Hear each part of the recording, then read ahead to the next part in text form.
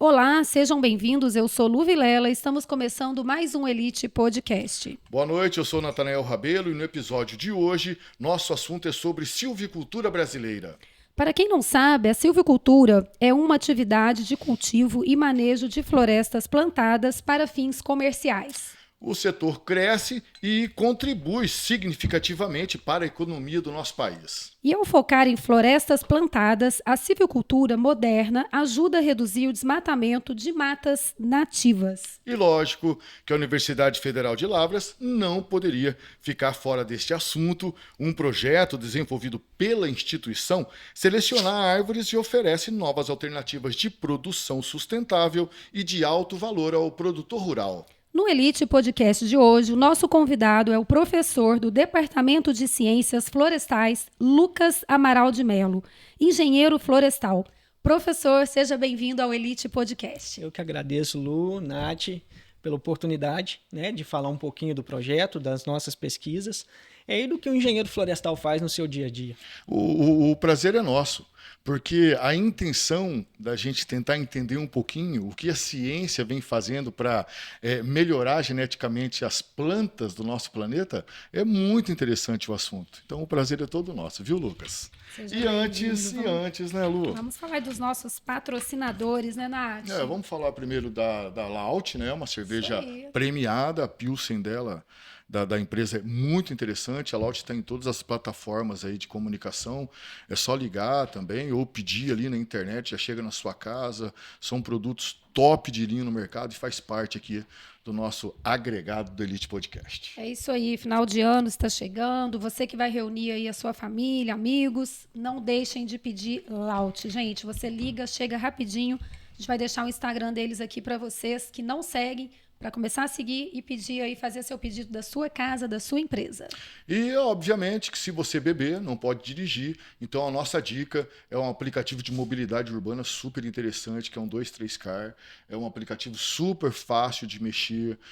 Os motoristas são capacitados, treinados, os carros são totalmente higienizados. Então, se você quiser fugir um pouquinho desse trânsito louco da nossa cidade, é só entrar em contato com o 23Car. Eles já vão aparecer rapidinho e você vai para o seu lugar com toda a comodidade e segurança. Mais conforto, mais comodidade, um preço justo, 23Car. Pessoal, para quem não tem ainda, pode baixar aí que vocês vão gostarem muito de usar o aplicativo. É isso aí. Professor Lucas, nós temos uma mania aqui de dizer que a gente gosta de começar do começo, né? É até meio estranha essa nossa fala, mas é a pura realidade, né? Vamos começar do começo. A gente quer saber se você é natural aqui de Lavras, de onde que você é, como é que é conta um pouquinho da tua história. Então, não sou natural de Lavras, eu sou de uma cidadezinha próxima, fica mais ou menos 115, 120 quilômetros, sou de Carmo da Mata. Carmo da Mata. Fica na região centro-oeste de Minas, a cidade mais próxima ali, mais conhecida é Divinópolis. Então, toda a minha infância e adolescência eu passei em Carmo da Mata, uma cidade de cerca de 11 mil habitantes, e foi ali que começou uma paixão, pela área ambiental, pela área agrícola, porque a engenharia florestal faz parte desses dois contextos, né? Com certeza. E foi aí. Mas, cara, é uma cidade conhecida, né? A gente ouve falar muito nela. Qual que é o carro-chefe dela lá? Então, o que as pessoas trabalham com o que lá? Então, historicamente, é uma cidade que tem muitas fundições, que trabalha com fundição de ferro. Está muito próximo de Cláudio, que é um grande centro de fundições, mas Carmo da Mata sempre teve.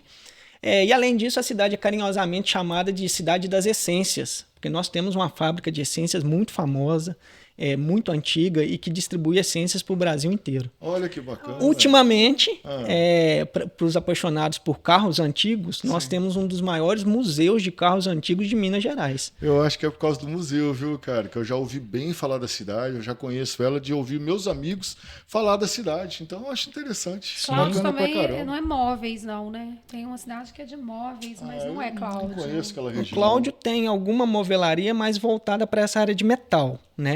Isso mesmo. Isso. A região ali, tudo metal. Isso mesmo. Muito. Metal Claro. e são aqueles materiais náutico que fala que é bacana para área externa de piscina. Isso, né? exatamente. Cláudia é um centro maior, né? Uma cidade um pouco maior, então é uma referência maior. Mas Carmo da Mata também, historicamente, sempre teve muitas fundições. É perto. E agora, como você disse, né? A questão dos carros antigos para quem Legal não conhece, demais. né? Vou aproveitar, divulgar, é lindo.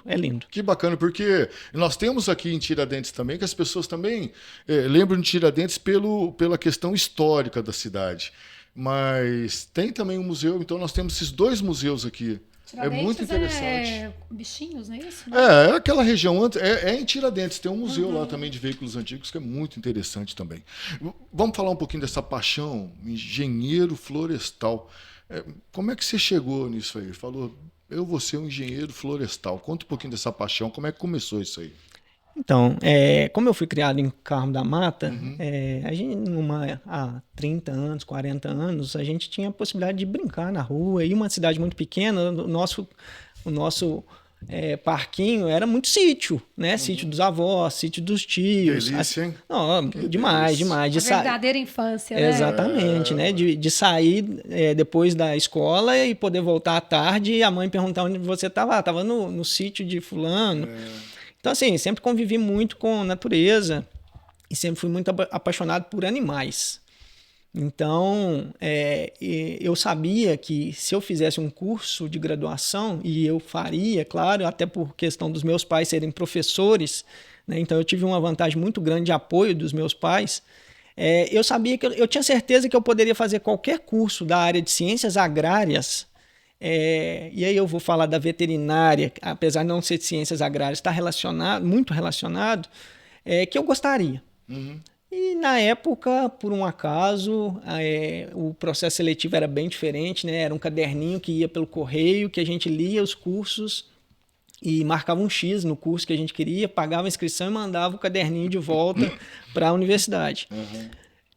Como eu morava numa cidade pequena e não tinha saído muito, eu queria uma universidade mais próxima. E a referência nossa era Lavras, né? 100 quilômetros. Então, naquele belo dia, peguei o caderninho, olhei os cursos. Sinalou lá. Pensei na veterinária, pensei na agronomia, pensei na engenharia agrícola, pensei na zootecnia, que na época eram os cursos de ciências agrárias que tinham em Lavras, além da engenharia florestal. São top.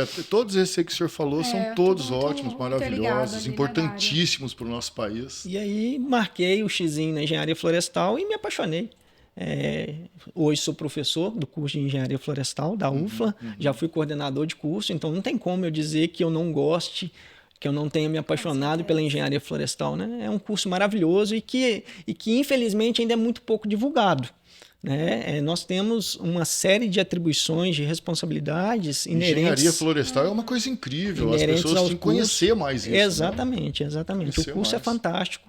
Ele faz um meio campo. Eu gosto de falar isso assim para o pessoal mais leigo, um meio campo entre as ciências biológicas, da parte de conservação das ciências biológicas, com a parte de produção da agronomia, que é muito conhecido, que são 2 cursos muito conhecidos, né? Biologia e agronomia. Então é um meio campo, mais voltado, lógico, para as áreas florestais, para os ecossistemas florestais. Mas o engenheiro florestal, ele pode trabalhar numa cooperativa também, assim como um agrônomo. Sim.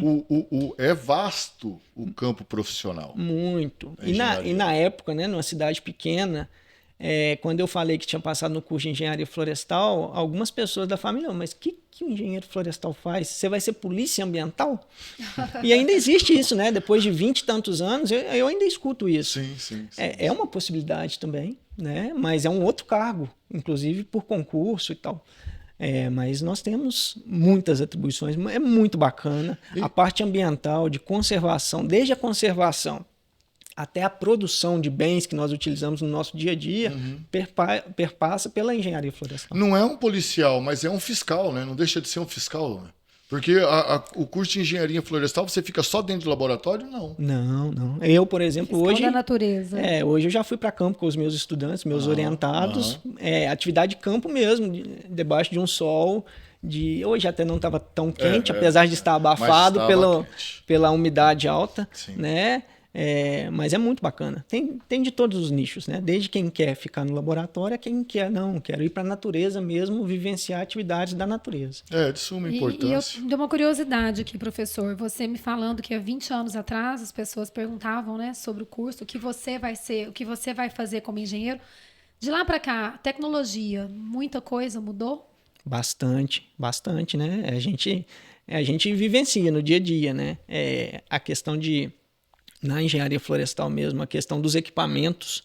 A gente teve uma engenharia florestal no Brasil que os equipamentos originais eles foram sendo adaptados da agronomia, né, da agricultura. Hoje nós temos uma tecnologia de equipamentos específicos para a engenharia florestal que é magnífico. Nós temos um evento que ele ocorre de 2 em 2, 3 em 3 anos, que chama Expo Forest. Eu todo ano que tem, eu faço questão de ir para levar os meninos, os alunos da graduação, porque, nossa, o olho deles assim brilha, porque a tecnologia, a gente não consegue ter essa tecnologia dentro da universidade. São equipamentos de milhões de dólares que precisam estar em movimento para render, para valorizar o que ele custa. Sim. Mas levar os meninos para ver isso acontecer e saber que eles em algum momento, quando formarem, podem trabalhar com esses equipamentos ou com equipes com esses equipamentos, os meninos ficam maravilhados. Legal, a tecnologia é impressionante. Eu lembrei de 2 entrevistados que nós tivemos aqui, eu e a Lu, da área de medicina humana e tal, e eles falaram isso realmente, que às vezes os equipamentos são tão caros que nós não conseguimos ter esse equipamento para poder atender as pessoas, porque eu não consigo pagar o equipamento e seria muito caro para as pessoas que procuram o nosso trabalho. Muito, exatamente. O serviço é caro. E a gente, e assim, convenhamos, né? Eu faço parte de uma instituição pública federal que o recurso é bancado pela sociedade, inclusive por nós. Sim. Né? Então, assim, nós temos que ter ciência também de que não é possível, não é eficiente termos algo que ele é muito caro para uma realidade social do Brasil extremamente dependente de N coisas. Então, essas parcerias com empresas, a questão das possibilidades de participação em eventos, isso é fundamental para que a gente melhore a capacitação dos nossos egressos, né? Os nossos alunos, eles têm que ter o máximo de formação possível e muitas das vezes a gente não consegue suprir tudo aqui. Mas em contrapartida eu falo que eles não conseguem aproveitar 50% do que nós temos também para disponibilizar, porque falta tempo, né? Hoje o tempo urge. Não, são muitas coisas, né? Muitas demandas. Quem dera se a gente desse conta de fazer tudo aquilo que a gente quer fazer. O senhor falando assim, eu gostaria de fazer uma pergunta, que nós estamos saindo um pouquinho do padrão, né, Lu? A gente nós vamos falar de um projeto super interessante que está sendo desenvolvido lá no Departamento de Ciências Florestais, mas o departamento, ele atende o produtor rural? Tem alguma coisa, assim, uma porta aberta lá para o produtor? Tem. É uma dúvida minha, porque se você quiser fazer um teste de solo, a gente sabe que a UFLA realiza. Quando vocês recebem o agricultor rural lá, vocês auxiliam de que forma ali? Então, isso depende muito, né? Depende da demanda e do nosso potencial de atender. Certo. Mas a universidade ela tem um tripé de ensino, pesquisa e extensão. Então, isso cai principalmente na extensão. Nós temos...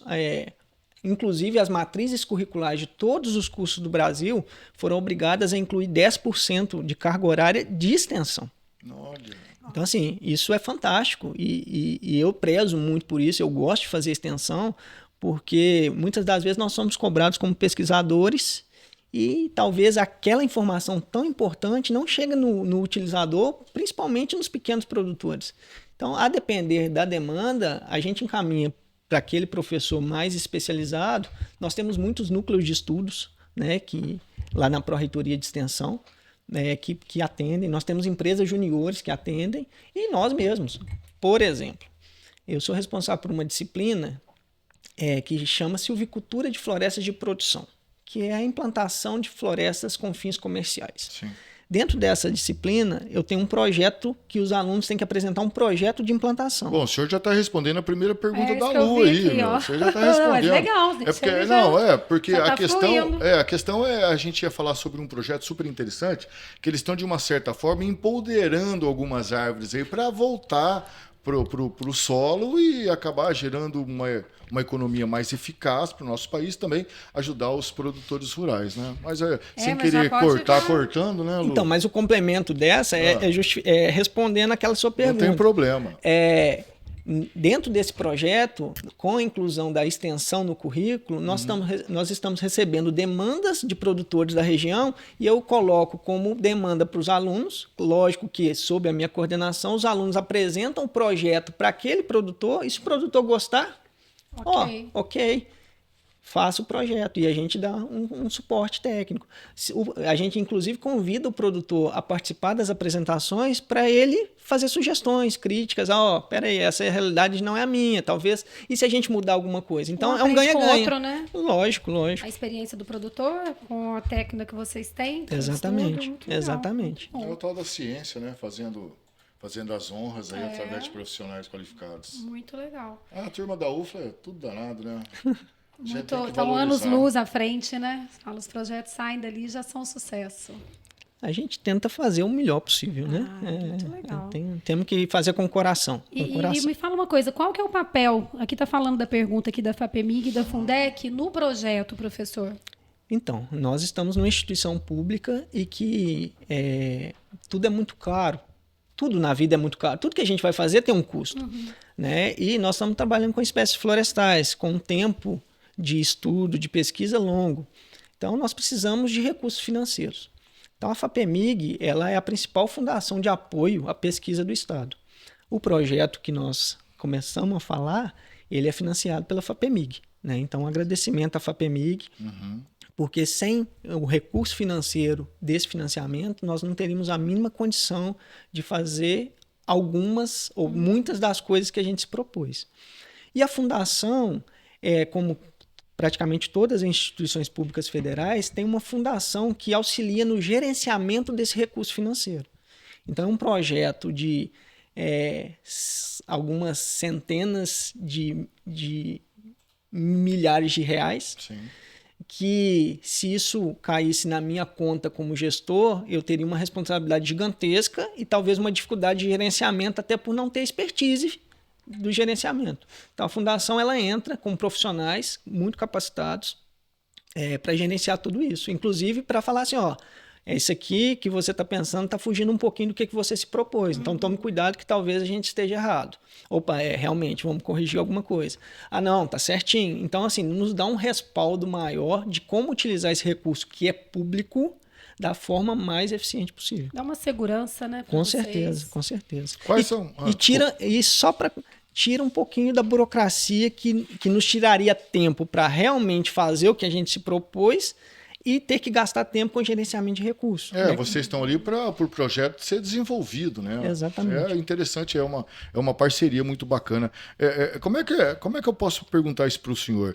A importância da gente diversificar um pouco a silvicultura brasileira. Nós precisamos disso? Demais. Então, eu quero deixar bem claro... O que nós estamos vendo aqui? Nós estamos vendo aqui uma plântula de Cordia tricotoma. Isso aí não é árvore, não? Isso é uma planta de uma árvore arbórea com potencial de produção de madeira para fins nobres, movelaria. A gente chama aqui na região de louro pardo. O nome científico Cordia tricotoma, mas a depender da região, o pessoal dá outros nomes, né? Ela já é uma planta geneticamente modificada? Não, primeiro que a gente não trabalha com modificação genética. Tem nada a ver com o que eu falei, né? Não, tá no contexto, uma possibilidade, mas nós não trabalhamos. Existe uma outra legislação, né? É um outro plano. Nós estamos trabalhando com melhoramento genético sem necessidade de modificação genética. Entendi, mas ela tem ali uma injeçãozinha ali. Não, ela é a mesma plantinha que nasce na mata? A diferença é que a nossa proposta é pegar várias plantinhas que nasceriam naturalmente na mata, instalar experimentos baseados em ciência para ter resultados e que nos mostrem quais daquelas plantinhas são geneticamente, naturalmente melhores do que outras. É o estudo, de forma resumida seria isso. Eu não estou modificando nada. Eu estou pegando um conjunto de plantas e dentro dele selecionando para aquela finalidade que eu quero. que é o que a gente vai ver. Se a gente observar a população, nós temos pessoas com 1,80m, 1,90m, 1,60m, 1,50m, olhos azuis, olhos castanhos, tá? Nada modificado, naturalmente. Eu quero selecionar para quê? Eu quero pessoas mais altas? Eu vou selecionar pessoas mais altas. Eu quero pessoas de cabelo mais claro? Eu vou selecionar pessoas de cabelo mais claro. É o que a gente... Porque depois você também sabe o destino para onde elas vão. Isso, dentro do contexto, a gente vai selecionar para características que a gente espera que atenda ao mercado. Então, essa é uma espécie que a gente está trabalhando para produção de madeira para serraria. Opa, então o que eu quero? Eu quero uma planta que sobreviva, primeiro, né? Tem que sobreviver e se adaptar àquela... Forte, que cresça bem em altura, que cresça bem em diâmetro do fuste ali, do tronco. Sim. Que tenha um tronco mais retilíneo possível, futuramente que tenha características da madeira que sejam boas para processamento mecânico, para que quando o produtor que cultivar ela colher, ele vai ter um máximo de retorno porque aquela planta cresceu mais.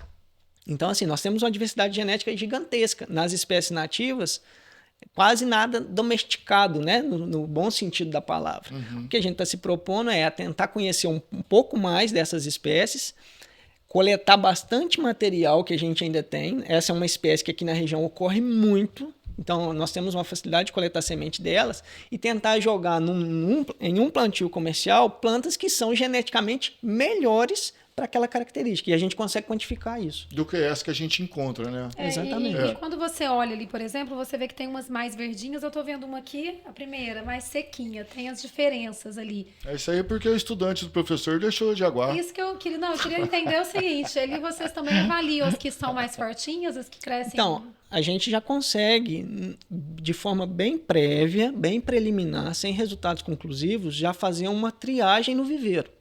Né? Aqui a gente está com fotos do viveiro florestal.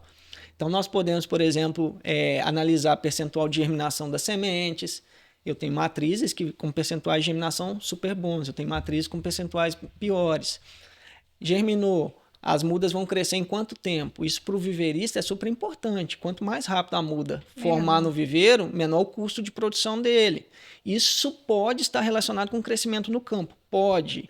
Então, a gente já vai filtrando essa informação até chegar no campo. E aí, no campo, a gente tem N avaliações. Né? Os nossos experimentos, eu brinco que os resultados finais dos nossos experimentos são em muito longo prazo. Mas isso também é bom, porque quando eu monto um experimento e me proponho a estudar uma espécie dessa, ela me dá resultado a muito longo prazo. Né? Então é muito bacana a gente ver coisa no campo hoje que está com 5, 10, 15 anos e falar assim, pô, eu lembro o dia que eu coletei a semente disso aqui. Tem alguns estudantes, passa muito rápido na instituição, né? A gente fica aqui um tempo todo, o estudante passa aqui 5, 6 anos. Então, quando saem algumas matérias relacionadas com isso, o pessoal, pô, professor, isso aqui é daquela semente que eu beneficiei em 2018. Muito legal. Então, eles se veem e falam assim, pô, eu faço parte dessa história, sabe? Então, é muito bacana. E fica um carinho também, né? Sim. Assim, acaba que trata como um afeto. Nossa, é muito bacana, muito pesquisa, bacana. E viu crescer, e viu... É muito legal. Quais são as espécies, professor? Como é que vocês selecionam os progênios assim para o projeto de vocês assim? Quais são as plantas que vocês estão utilizando nisso aí? Então, assim, primeiramente, queria deixar claro, né? Nós estamos trabalhando com espécies nativas, mas nós também trabalhamos com pinos e eucalipto. Sim. Temos vários projetos, parcerias. É porque pinos e eucalipto são os queridinhos. E Minas né? é forte com eucalipto? Minas Gerais? Minas é o estado com maior área plantada de eucalipto do Brasil ainda. Né? Nós temos cerca de 1.600.000 hectares aproximadamente com eucalipto. Pinos é o segundo grupo mais plantado no Brasil. Minas responde por muito pouco, cerca de 4% disso. Então, trabalho com essas espécies. Qual que o senhor prefere, pinos ou eucalipto? Depende do momento. Depende do momento? Depende. Mas as duas são para celulose? Para onde vai? Então, não. Tem N possibilidades. Pinos, Isso é muito bacana. A sua pergunta é muito bacana porque o grande consumidor no Brasil de pinos e eucaliptos é o setor de celulose e papel. Sem sombra de dúvida. Eu pensava que era eucalipto. Minas Gerais tem uma característica particular que o grande consumo de eucalipto em Minas, o maior consumo historicamente, é o para siderurgia, carvão, vegetal. Sim. Apesar, não é um termo pejorativo, sim, nós temos utilização para celulose também. Nós temos algumas empresas de celulose em Minas ou nas extremidades de Minas que utilizam da madeira plantada em Minas. O pinus, eucalipto tem vários usos, poste para eletrificação rural, muito utilizado. Fez um tratamento ali, dura a vida toda. Muito, tem uma NBR específica para isso, né? E imaginem, por que levar um poste de madeira para o campo? Porque o poste de madeira aguenta chegar no campo sem quebrar. Grande vantagem. Não é porque, porque campo tem que ser madeira. Não, é tecnologia. Até chegar no meio do mato com concreto, não adianta javartir. Exatamente. Então, assim, muita gente não pensa nisso. Mas é tecnologia. Não, madeira, que é isso? Poste de concreto muito melhor. Não. Dá a impressão que está voltando anos atrás, né? Não é. Então, morão para cerca, né? Morões, sim, hoje, sim, o mercado de morões tratados é muito bom. Né? Tá bombando, né? Porque sim, em todo lugar que eu passo, eu vejo ali que tem um estabelecimento que tem morões tratados. Ali, fazendo e a questão do morão tratado, claro que tem um custo mais alto. Só que a questão de quanto tempo ele dura numa cerca, e não há necessidade de reforma de cerca, e só quem faz reforma de cerca sabe o trabalho que dá fazer uma reforma de cerca de arame farpado. Aí, professor engenheiro, é a pergunta que eu gostaria de fazer. O tratado para o natural, a diferença de robustez deles ali é muito grande? A questão de resistência mecânica, não. Até o tratado, talvez ele seja menos robusto do que o natural. Uhum. A questão é o quanto ele dura pelos agentes deterioradores da madeira não agirem nele. Então, nós temos aí, e as empresas têm que garantir, né, pelo menos 10, 15, depende do tratamento, nós temos tratamentos mais simples, mas 10, 15, 20 anos de durabilidade de um morão. E aí nós estamos falando de um morãozinho de 7 centímetros. Né? Então, no eucalipto, vários usos, principal em Minas, celulose e carvão. Pinos, celulose. Mas eu gosto de dar muito exemplo, nós temos um setor de produção de resina. O Brasil é o segundo maior exportador de resina do mundo. Nós temos um projeto de seleção genética de pinos tropicais e subtropicais aqui em Lavras, na UFLA, em parceria com uma empresa. Para extração de resina? Para extração de resina. Dá um outro podcast. Muito agora, bacana, muito bacana. Sim, Lu. E aí, um outro exemplo. Visualizem o quanto de construções nós temos em Lavras. Toda aquela madeira de informamento de concreto, aquilo é pinos. Pinos? Tudo. Nossa, eu também não sabia. Tudo. De onde que vem aquilo? Aquilo vem do Paraná e de Santa Catarina. Vem para as madeireiras e as madeireiras distribuem. Qual é o custo que chega essa madeira aqui só de pensar em logística e frete? Altíssimo. Muito. Imagine se a gente tivesse isso. Porque madeira, essa madeira mais bruta, o valor dela ele é baixo em relação ao volume e peso. Né? Imagina um caminhão de tábua de pinos e um caminhão de celulares. Então, o maior custo não é do valor da madeira que chega aqui. O maior custo é o atrelado à logística e transporte dele. Imagine se a gente tivesse plantios, seja com pinos ou com outras espécies, por exemplo, as que nós estamos trabalhando, que dê para conciliar para esse uso de tábua para informamento de concreto em construção. Nossa, mas que desperdício. Não, eu estou falando porque é um uso. Sim. Podemos ir em todas as construções, nós vamos ver tábua lá, porque tem que ser utilizada. Então, isso. Com relação às espécies nativas, primeiramente, assim, a gente tem que pensar num histórico, né, de trabalho. Não é surgiu da noite para o dia e vamos trabalhar com elas. Uma delas é Eremanthus erythropapus, que é a candeia. A candeia de longa data... Adoro candeia, sou fã. De longa data, a UFLA faz trabalhos com a candeia, né, desde o final do século passado, anos 2000. No meu final de graduação, eu já trabalhei com candeia, no meu doutorado foi com candeia. Então, assim, eu tenho uma paixão de desenvolver ainda mais a silvicultura de candeia. É uma planta incrível. Muito bacana. Puxa vida. Com um uso muito grande, tradicional, para extração principalmente de óleo. E nós temos uma parceria muito bacana com uma empresa aqui no sul de Minas, que também nos possibilita a área de estudo, nos possibilita apoio logístico, muita coisa que nos favorece. Parceiros mesmo? Qual é a empresa? Citróleo. Citróleo. Eu acho que é muito bacana a gente... Citróleo é de onde? Citróleo, a sede da Citróleo está em Baipendi, e a fábrica de extração em Carrancas. É isso mesmo. Candeia é incrível, até mesmo para cicatrização. Os caras já estão descobrindo aí que... Essa foto em Carrancas. Isso? Não. Local Lá é grandão, tem candeia pra caramba. Os caras subindo lá Chapada das Perdizes, eles têm lá uma espécie de fazenda lá. E a candeia, o estudo começou, um dos motivos, né, são vários, mas um dos motivos é porque ela entrou numa lista aí de espécies ameaçadas. Uhum. E ela era muito explorada, né, de forma... algumas de forma errada, outras com plano de manejo. Hoje é tudo muito bem fiscalizado, mas os plantios de candeia ou o plantio de uma espécie nativa que é tradicionalmente utilizado, muita gente fala assim, nossa, vamos cultivar uma espécie nativa e isso vai piorar o estado de conservação dela. Não, gente. Se a gente cultivar uma espécie nativa para fins comerciais, nós estamos juntando material genético, nós estamos fazendo plantios de conservação, nós estamos dando valor para essa espécie.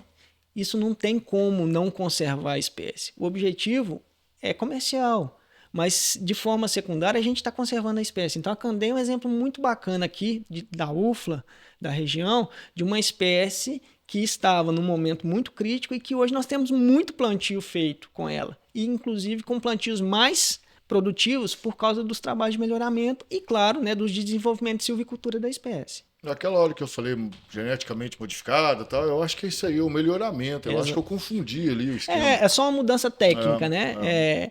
De certa forma, acaba sendo uma modificação, mas não é uma...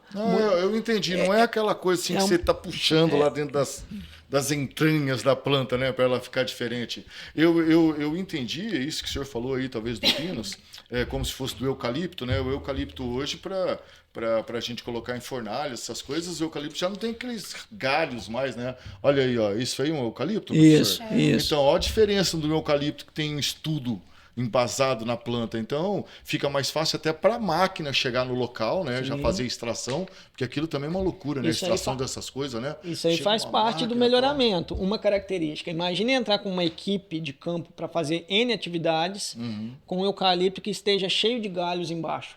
Então, o pessoal acaba se arranhando, machucando. É um risco de acidente, né? Então, uma das características que a gente pode selecionar é a redução do número de galhos laterais. Esse é um material, provavelmente, né, um material clonal, dá até para ver a uniformidade, a falta de galhos embaixo. São bem parecidos uns com os outros. Sim, né? E assim, o que a gente espera num futuro não tão próximo, não podemos pensar que vai ser muito rápido, é que a gente tenha cultivos de espécies florestais nativas com características mais ou menos próximas do que a gente está vendo, para aquelas características que a gente selecionar. Então, hoje nós temos um material muito com falta total de seleção e tal. Quem sabe a gente seleciona material e que a gente vai ter N benefícios. O benefício da conservação, que é de suma importância, e a engenharia florestal preza por isso. O benefício econômico do retorno. Sim. E hoje está se falando muito em sequestro e acúmulo de carbono, né? Então... É moda, né? Quando a gente... Está na moda, quer dizer. Muito. Está na moda. Está na moda. Não é moda, está. E vai continuar por um longo tempo. Quando a gente seleciona material mais produtivo, que cresce mais rápido, por unidade de tempo e área, a gente está acumulando mais carbono. Então, quando a gente fala de empresas interessadas em sequestrar carbono e talvez comercializar, o melhoramento genético é base. Eu posso sequestrar carbono em florestas de espécies nativas e potencializar isso com material genético mais produtivo. Mas então você já está pensando lá na frente com o projeto que vocês estão desenvolvendo aí com essas plantas nativas? Exatamente. Então. Dentro delas, né, só para finalizar as espécies, a candeia, aí tem o louro pardo e a Zerreria tuberculosa, que são espécies que ocorrem na minha região, que eu vi meus tios utilizarem ela. Mas utilizar para quê? Para construir curral ou para pôr fogo no fogão a lenha? Para construir curral, para construir janela, para construir alguns utensílios, claro que é de forma mais artesanal, Sim, mas eu convivi com isso, com essas duas espécies. Cresceu com as plantas. E são duas espécies potenciais que, inclusive, nós temos um grupo no Brasil que elencou 30 espécies nativas. Dentre as 30 espécies nativas, essas duas estão lá, para fins econômicos.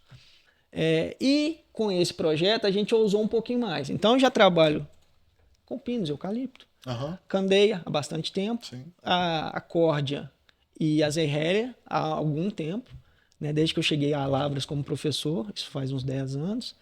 E a gente ousou um pouquinho, vamos trabalhar com mais duas? Vamos criar mais problema para a gente? E a gente entrou com um vinhático. Mas isso aí é nome científico? Não, o vinhático... Isso aí o produtor rural conhece. Exatamente. Eu tô falando... eu que não conheço, né? Nós que não conhecemos, né? Essa aí, por exemplo... Esse aqui é um louro pardo. Pela foto parece um louro pardo. Louro pardo. A produção nossa está falando. A produção nossa A córdia tricotoma. Dá para saber pela formação da copa, pela coloração, ela está com inflorescência nesse caso aí. Isso aí é para móvel? Flores brancas. Isso. Setor... Essa aí é para o setor de serraria, movelaria. E a gente se propôs a trabalhar, né, no caso, com o vinhático e com a sapucaia. Sapucaia é aquela que dá uma amêndoa. Então... São plantas nossas aqui? Nós estamos falando plantas de cerrado ou são plantas nossas aqui da região, de Minas? Nós estamos falando de espécies que ocorrem aqui, mas que algumas não. O vinhático não é muito encontrado aqui. Mas são espécies que ocorrem tanto na Mata Atlântica quanto no Cerrado, em áreas de transição. Nós estamos numa área de transição, né? Entendi. Então a nossa diversidade é muito bacana, porque a gente tem tanto espécies típicas de Mata Atlântica quanto espécies típicas de Cerrado. É o que prova que o mar estava aí, né?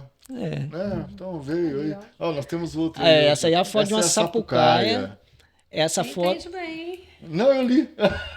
Onde você eu li ali o nome popular. Sapucaia. Então, a sapucaia... Essa planta, ela está dessa forma aí porque na época de reenfolhamento é uma planta que perde todas as folhas no final do período seco e quando ela reenfolha no início ali da primavera, começa a esquentar, começa a chover, as folhas dela têm essa tonalidade roxa.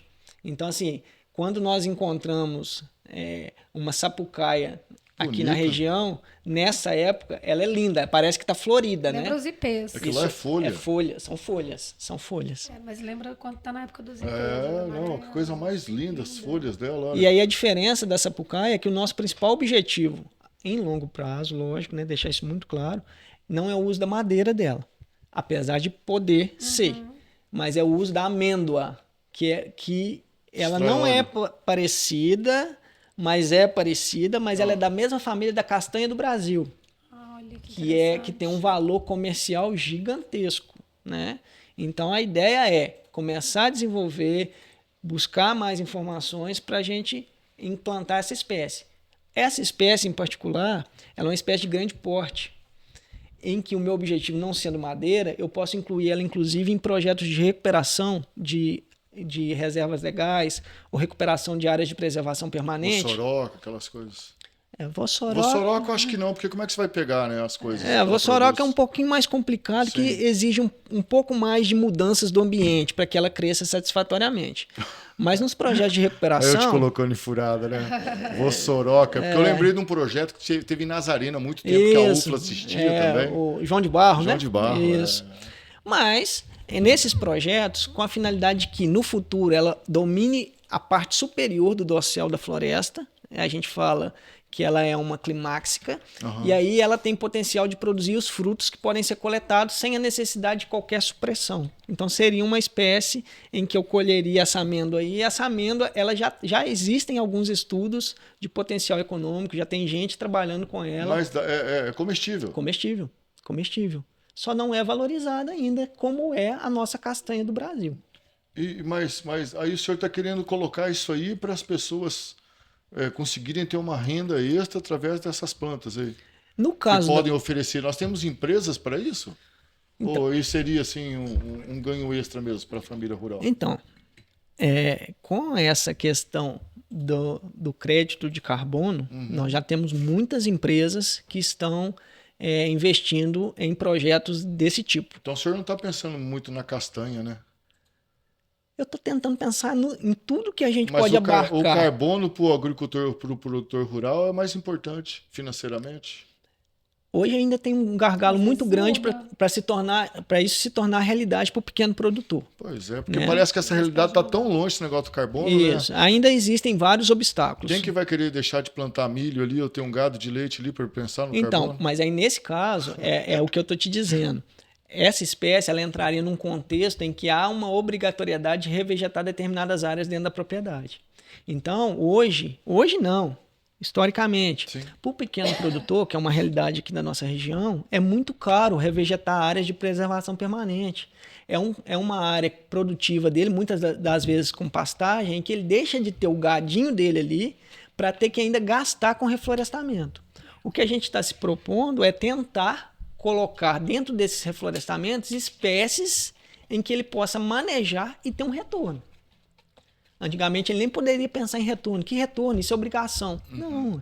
E se a gente alinhar os dois? Eu posso ter pasto e posso ter uma planta. Exatamente. Então, nesse caso da castanha, seria uma ideia mais a longo prazo, mas também de potencializar o uso da propriedade. Já pensando no futuro. Exatamente. Próximo aí, né, nós temos produtores rurais aí que eles pensam também à frente, assim, né? Sim. Essa questão da gente poder colocar duas culturas no mesmo terreno, isso é bastante importante. Então, esse projeto, né, voltando aí ao contexto, ele tenta abarcar isso tudo. Ele tenta abarcar a silvicultura de espécies nativas, né? Tenta, assim, é bem entre aspas, porque nós estamos fazendo. Sim, tá aí, né? Tá aí, tá rodando. Ele abarca a silvicultura de espécies nativas, ele abarca o melhoramento genético dessas espécies, ele abarca a conservação genética dessas espécies, ele abarca o conhecimento silvicultural de cultivo dessas espécies, ele abarca a questão do crédito de carbono, ele abarca a questão de sistemas integrados de produção, que é uma realidade. E ele abarca uma demanda muito grande do Estado e do Brasil, que é a conversão e recuperação de pastagens degradadas. Quando o senhor fala pastagem degradada, o que significa isso? Que eu tinha lá 1000 pés de eucalipto e resolvi colocar pasto lá pro boi?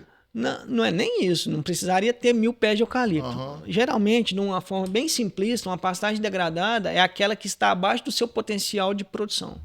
Até um solo mais pobre. Isso, um pasto que não foi manejado, foi tirado... Só usado, e já não apresenta seu potencial máximo. E isso causa um problema ambiental gigantesco. Né? É um acúmulo de coisas. Uma área agrícola, seja pastagem ou não, que esteja num menor potencial produtivo, ela está acumulando menos carbono, ela está infiltrando menos água no solo, ela tem menos matéria orgânica no solo, ela é menos produtiva e teoricamente, dá menos retorno do que ela poderia dar, isso do ponto de vista social, cultural, econômico, etc. E aí o Brasil o Brasil firmou alguns acordos aí muito grandes para recuperação de áreas, inclusive as pastagens. Então, quando a gente entra com sistemas, não estou dizendo que temos que ocupar todas essas áreas com florestas, não. Mas quem sabe nós podemos ir lá e sombrear uma pastagem e melhorar o conforto térmico do gado, em contrapartida eu melhoro o meu ambiente e ainda tenho, daqui a alguns anos, outro produto. Por que não? Né? Então, a diversificação de produtos na área agrícola ela é muito importante. Né? Se a gente fica atrelado a um produto só, se o preço do produto está lá em cima, ótimo. E se der algum problema, alguma crise, crise global, climática, um aumento de oferta em determinado ano e o preço daquele produto vai lá embaixo. Opa, se eu tenho outras possibilidades, eu tenho um plano B. E aí o nosso plano B seria isso, né? A diversificação. Pensando para os dois lados, né? Eu vendo essa conversa de vocês aqui, eu falo que deveria ter nas escolas, né? Desde crianças aprenderem mais sobre essa questão ambiental. Sim. Eu acho que seria tão interessante, porque você mesmo falou que desde criança você já convivia, né? E sempre gostava de estar ali no meio. As crianças também deveriam ter aulas obrigatórias nas escolas, né? Então, assim, melhorou bastante, né? Infelizmente, Felizmente, Lavras tem uma universidade com um potencial gigantesco, inclusive de receber essas escolas, né? Nós recebemos lá, nós temos algumas aulas de meio ambiente, alguns cursos e tal. Infelizmente, nem toda cidade tem essa equipe que possa receber, mas super importante. A percepção desde criança é essencial. A gente tem que... Nós, populares do município, nós temos que entender que as portas da UFLA estão abertas para nós, né? Sim. Existe um certo receio da sociedade. Eu vou lá na UFLA. Pô, eu não quero que você vá lá na UFLA só para caminhar, para correr, para admirar, pegar uma pitanga, uma cerola lá. Dá para participar da UFLA, tem muita coisa interessante. Sim. Eu conversei com um professor agora recentemente, tem alguns departamentos que recebem estudantes ali. Mas é isso que eu quis dizer. Acho que deveriam ter mais frequências as escolas locais e participarem mais da... Não, só para vocês terem uma ideia, a UFLA tem 117 anos. Eu sou um dos organizadores do UFLA de Portas Abertas. Estou na organização desde a primeira edição. Nós recebemos informações de alunos aqui de Lavras que perguntam para a gente, na véspera do evento, qual que é a senha para entrar na UFLA. Né? Assim, infelizmente ainda existe um desconhecimento, uma distância muito grande. Né? E aí eu falo, gente, venham conhecer a UFLA, venham bater um papo, vamos... a gente tem muita coisa lá para fazer. Nossa, um mundo de descobertas muita ali, coisa. Né? Ali é PROEC? Essa parte do evento PROEC, né? Faz parte da Pró-Reitoria de Extensão Esporte e Cultura, atualmente o nome.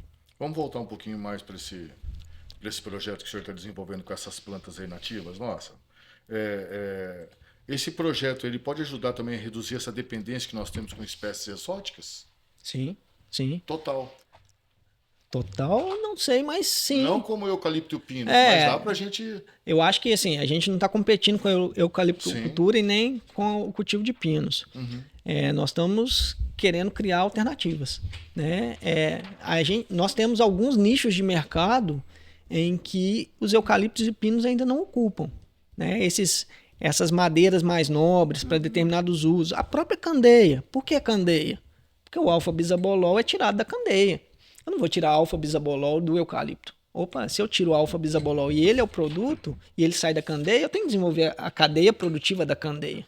Né? E isso vale para as outras espécies. Eu quero uma madeira de serraria. Uhum. Os eucaliptos são potenciais? Sim. Mas nós temos vários entraves ainda, até porque o melhoramento genético dos eucaliptos não foi muito para esse lado. Opa, nós temos uma diversidade botânica, florística no Brasil gigantesca. Por que nós temos que trabalhar ou nos deter só as exóticas? Podemos trabalhar assim com as nativas. E mais uma vez, reforçando, quando a gente trabalha com as nativas e incentiva plantio, nós estamos conservando. Nós estamos aumentando o número de plantas dessas espécies nas áreas. Nós estamos conservando, nós estamos dando valor para ela. Quando a gente dá valor para alguma coisa, isso indiretamente conserva. Não dá para pensar que não é verdade. É verdade. Se eu não cultivar... Eu não disse que os meus tios cortavam? Se nós não cultivarmos e as pessoas continuarem utilizando, o que vai acontecer? O pensamento tem que ser lá da muda. Sim. E, professor, qual que é o potencial de uso das espécies nativas em mercados não madeireiros? Então, isso depende muito da espécie, né? A candeia é um exemplo clássico, eu acabei de falar, que é o alfa-bisabolol, né? O óleo é um produto não madeireiro. No caso da castanha, um produto não madeireiro. A castanha da sapucaia. Nós temos um exemplo aqui, um plantio na UFLA, muito bacana também, que é um plantio de 1996, de um colega de departamento, que inclusive já se aposentou, de castanha do Brasil, em que existia um mito de que a castanha do Brasil não frutificava fora da região amazônica. Nós já conseguimos constatar que isso não é verdade. Opa, abre outra possibilidade. Vocês já comeram castanha dela? Já estamos. E assim, a gente está muito na fase de pesquisa. Nós já vimos que é possível produzir. Eu tenho uma aluna de doutorado que vai defender no próximo ano, que está acompanhando a produtividade, acompanhando as fases que a gente chama de fenologia da planta, para entender como que ela se comporta aqui E ela está fazendo, inclusive, análise do tamanho do fruto, do tamanho das amêndoas, do número das amêndoas, para a gente ver se isso está mudando ao longo do tempo, para chegar num potencial mesmo econômico. E nós estamos com uma parceria com o Departamento de Ciências dos Alimentos para avaliar a qualidade nutricional dessa castanha. Porque o grande mercado da castanha é o alimentício, relacionado com algumas características nutricionais dela. Ela é seca? Ela Você pode quebrar ali com um pedacinho de pedra, uma madeirinha ali, ou tem que ferver ela? Não, o fruto é muito duro. A gente tem uma certa dificuldade. E aí, geralmente, ela não é consumida in natura. É essa? Essa aí. Essa não é do Pará? Isso. Ah, é, castanha do Pará. Aí, ó, essa matéria, inclusive, é uma matéria do nosso projeto lá. Olha lá, a Universidade Interessante, Federal, né? Fora da região da Amazônia. Isso. Eu amo castanha. A gente fez um trabalho muito bacana de reconhecimento dos polinizadores. Porque o que se falava é que os polinizadores não existiam aqui na região. Nós montamos uma plataforma de 18 metros de altura, subimos lá bem próximo das flores e capturamos esses insetos e Você tá brincando. identificamos alguns em nível de gênero. O tal da ciência é coisa louca, né? E aí, Olha Cada dia uma descoberta. Não, que legal. Agora eles criam esses bichos e socam lá para aumentar a produção. Não é, professor? Mais ou menos isso? E uma possibilidade, até por uma justificativa da gente ter começado a trabalhar com a sapucaia, é porque elas são da mesma família. E pensando, mas Lucas, quanto tempo que uma castanha, uma sapucaia demora para frutificar?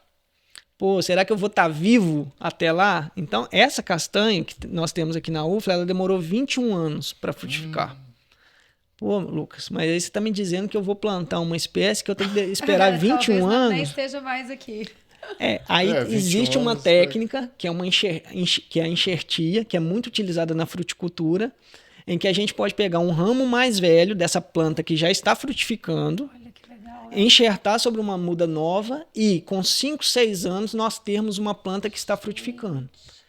Exemplo clássico, quando a gente vê aqueles caminhões vendendo mudas de laranja, tem uma muda de laranja com 50, 60 centímetros, já tem uma laranjinha pendurada ali, certo? Ali. Tudo enxerto. É a mesma uma técnica super simples, né? Super utilizada na fruticultura. E aí, um dos motivos da gente ter começado a trabalhar com a sapucaia é de tentar enxertar a castanha do Brasil sobre a sapucaia, uma vez que a sapucaia a gente consegue produzir muda com muito mais facilidade. Então, o gargalo da castanha aqui para a gente está sendo a produção de mudas. Sim. Até porque a gente tem poucas sementes, né? O nosso plantio é muito pequeno, muito recente. Então, temos poucas sementes e estamos investindo as sementes na qualidade.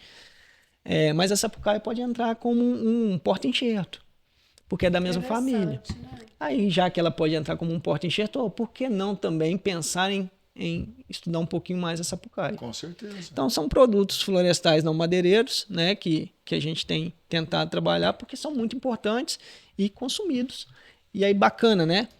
Muitas das vezes, voltando ao curso de engenharia florestal, muitas das vezes, quem vai comprar castanha lá no supermercado nem pensa que isso pode ser um engenheiro florestal, né, que esteja cultivando essa espécie lá na Amazônia, por exemplo, um plano de manejo sustentável de coleta, beneficiamento e comercialização de castanha. A gente sabe da importância, né, do tal do estudo, da ciência envolvida nisso aí.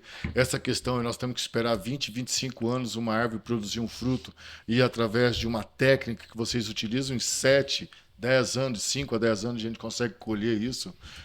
Por uma vida, 10 anos não é nada. Exatamente. E se puder ajudar o produtor rural, né, Lu? E a gente vê, né, a área da medicina sempre evoluindo. Olha a área de vocês, que espetáculo, né? Igual eu te falei, cada dia uma descoberta. E a gente falou de tantas coisas boas, professor, mas quais são os principais desafios enfrentados nesses projetos? Conta um pouco. Assim, alguns, né? Primeiro, financiamento. Não posso dizer que o financiamento não seja. Nós temos um projeto aprovado pela FAPEMIG, mas com tempo de duração. E aí, o nosso trabalho ele é de longa duração. Né? Não acontece da noite para o dia? Não acontece em 2, 3 meses. Não é uma cultura que eu planto hoje, daqui 3 meses eu colho. Então, a gente tem que estar sempre submetendo propostas, sempre mostrando resultados para que as propostas sejam valorizadas, porque se eu submeter uma proposta dessa e não cumpro com o que eu estou dizendo que vou fazer, a próxima proposta não passa. Então, isso é um gargalo. Outra coisa é que são espécies que a gente não conhece tanto. Então a gente gasta muito tempo aprendendo. Né? Essa espécie mesmo, aquela plântula que você me perguntou do que era, a gente tem uma característica na semente que a gente chama de semente ortodoxa. A semente ortodoxa é aquela que a gente pode coletar, secar e armazenar em temperaturas baixas. Quando a semente não é ortodoxa, ela não pode ser seca, ela morre quando seca. Essa espécie é uma espécie de semente ortodoxa, que é o louro pardo. Só que, na natureza, até por uma questão ecológica, as inflorescências, os cachos de flores, eles não abrem ao mesmo tempo, os frutos não são formados ao mesmo tempo e os frutos não chegam no ponto de maturação fisiológica no mesmo tempo. E a característica da semente ortodoxa, ela só possui essa característica de ser ortodoxa, ou seja, de tolerar a dessecação e de tolerar ser armazenada quando ela está no ponto de maturação. Então, quando eu coleto ela fora do tempo e coloco para secar, ela morre. Então, ela é uma semente que tolera, mas não é dispersada com essa característica. Então, já teve caso da gente sair para campo, coletar semente de 70, 80 árvores diferentes, tudo separadinho, saquinho de uma, saquinho da outra, saquinho. Fazer todo o aparato ali de secar a semente por 15 dias, 10 dias, e na hora de beneficiar, a semente está toda murcha. Esse é o grau de dificuldade de quem precisa de pesquisa para passar para nós. Entendeu? Esse é o problema. Então, né? assim, a gente aprendeu que essa semente, apesar de tecnicamente, cientificamente, ela ser ortodoxa, ela não se comporta como tal. Qual foi a técnica? Super simples. Coleta, galera, os alunos, mutirão amanhã para beneficiar e semear tudo. De um dia para o outro. Porque aí ela não seca. E desenvolve, nasce tudo. Germina, assim, eu brinco que a germina 200%. Lógico que não é verdade, né? Então esse é um outro gargalo. Conhecer as especificidades dessas espécies que muitas coisas ainda não estão publicadas. Ou estão publicadas, mas na prática não é a mesma tem coisa. uma diferença. Outra questão, e aí é uma função desse projeto.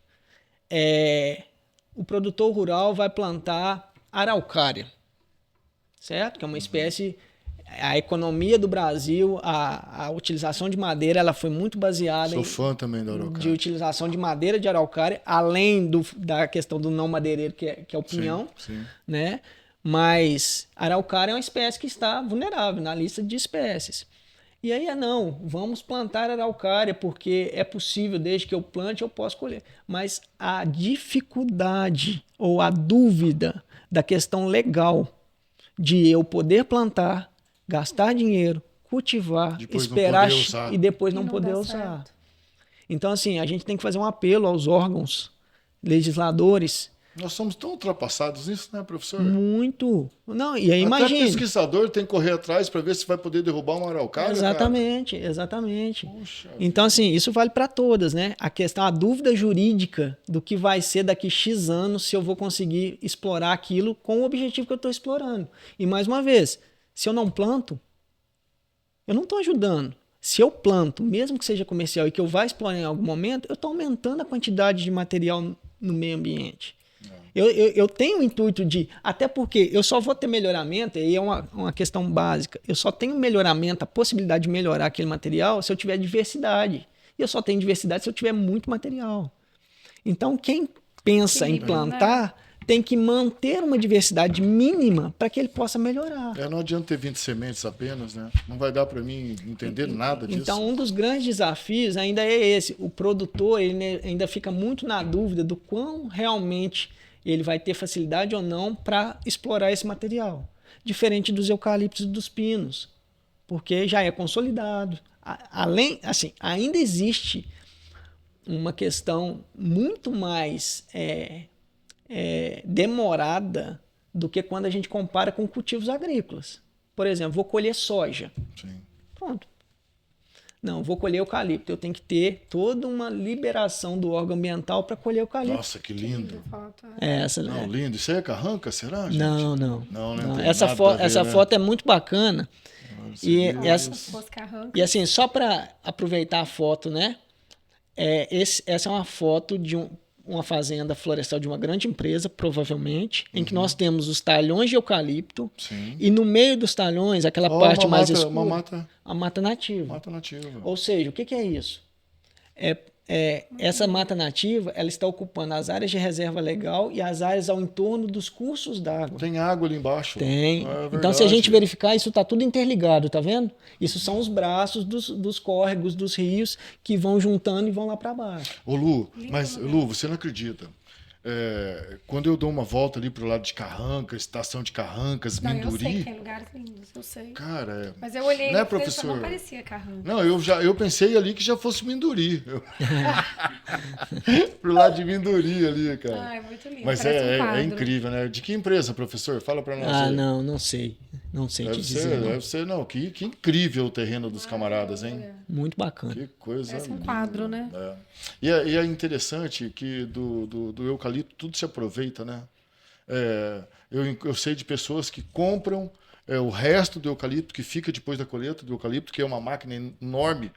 A máquina chega, cata o eucalipto, serra embaixo, já limpa a máquina e coloca. Aí eles vão, compram aquilo, fazem carvão no fundo de casa e ganham um dinheirinho familiar. Tem algumas regiões que ainda utilizam muito. Não sei nem se eu podia falar isso. Não, pode. Assim, você está dizendo de utilizar o toco remanescente, né? Ainda tem muitas regiões que utilizam, inclusive, para a reforma da área. Retiram o toco, se há alguma necessidade. Tem evitado isso ao máximo as empresas, porque o impacto disso no solo e nas características do solo, ele é muito forte, porque dá uma desestruturação muito grande. E além disso, a máquina ela demanda de muita energia e tempo, então fica uma atividade muito cara. Então, existem muitas alternativas dessa de utilização, mas o pessoal tem tudo está na ponta do lápis. Sim. Né? O quanto isso compensa ou quanto eu vou ter que gastar depois para talvez recuperar o meu solo se eu fizer uma operação dessa. Né? Então, tem que ser calculado, né? Tem. Mas a tecnologia está tão avançada, puxa coisa, tá tão interessante. Mas eu achei muito interessante a conversa aqui com o professor, porque até quem nos indicou você foi a Simone da Fundec. Ela nos mandou para a revista o material, achamos interessante, vamos convidar. Que gostoso essa troca de experiência aqui, esse nosso conhecimento aí de um educador da UFLA, né? É incrível mesmo. E, professor, o que você gostaria de deixar aqui nesse Elite Podcast de hoje? Uma mensagem para todos que ficaram aqui nos acompanhando, uma mensagem final sobre a sua profissão, sobre o futuro, sobre o projeto. O que você pode deixar de recado para nós? Eu acho que, assim, tudo que a gente não é obrigado a se propor a fazer nada. Mas eu acho que aquilo que a gente se propõe a fazer, a gente tem que fazer bem feito. Né? Então, esse projeto, a gente está gastando uma energia grande com ele. Né? Eu estou aqui representando ele enquanto coordenador, mas nós temos uma equipe grande. Nós temos, inclusive, a parceria da Fundec, lógico, né? Já citei aí a grande função que ela tem. Nós temos outras instituições de ensino, nós temos parceria nesse projeto com o professor da UFV, com o professor do Instituto Federal do Sul de Minas. Nós temos um professor que virá como visitante do Rio Grande do Sul. Ele vem para conhecer o projeto, mas ele vem para trazer uma expertise que a gente não tem. Nós temos alunos de pós-doutorado, nós temos alunos de doutorado, nós temos alunos de mestrado, nós temos alunos de iniciação científica, nós temos alunos de BIC Júnior. Nós temos colegas do Departamento de Ciências Florestais, nós temos colegas de outros departamentos. Então, assim, a equipe é muito bacana, grande, se propondo a fazer isso. E assim, a gente espera que tenhamos bons resultados. E como eu disse, na área florestal nada é muito rápido. Então, a gente brinca que como o nosso tempo de aposentadoria ainda demora bastante, nós vamos colher muito fruto disso aí ainda. Muito. Vai dar para colher, né, professor? Vai. No bom sentido. Vai dar para contar muitas histórias Com ainda, certeza. Né? Bom, gente, o nosso entrevistado de hoje foi o engenheiro florestal Luca Amaral de Mello, professor de Ciências Florestais da Universidade Federal de Lavras. Que podcast bacana, né, Lu? Muito bom. Eu gostei muito. Foi uma aula também, né? Legal pra caramba, eu gosto desse tipo de coisa. Foi massa. E é isso aí, gente. Então nós ficamos por aqui. Um agradecimento à Laut e a 123Car por estar sempre conosco aqui em todos os Elites Podcast. É isso aí. Obrigado, professor. Até logo. Eu que agradeço a oportunidade, gente. Valeu.